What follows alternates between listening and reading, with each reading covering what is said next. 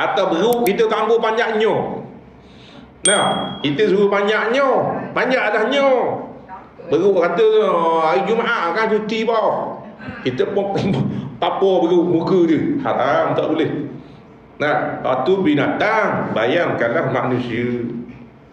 Manusia tu pula bini kita berapa pergi pukul muka dia. Masa kita minta bini kita kan bergaduh kan. Kita dengan ayah dia, mana ada kita marah-marah, mana ada kita jerkah-jerkah.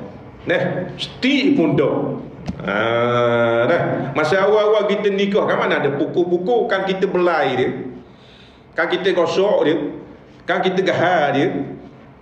Tapi masa apa sampai tahap bila lama dah nikah kita berasa bosan dah, kita berasa boring dah, naik kaki tangan. Ni tak kena kita. Andai kata kita dah nak pergi dah dengan perangai bini kita. Bagaimana dah nak pergi dah, dah nak sabar dah. Teruk sangat dah bini kita ni, perangai dia ni. Dah nak sabar dah, dah cerai dengan cara baik. Jangan pukul dia.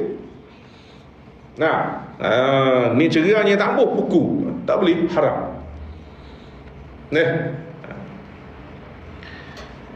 Kita berasa bini kita tak ada jalan dah nak jadi orang solehah, bini solehah. Cerai dengan baik.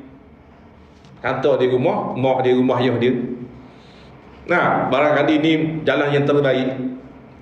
Jalan yang terbaik bukan mana kekal sebagai suami isteri siapa ke mati dah. Ada kalanya jalan terbaik penceraian.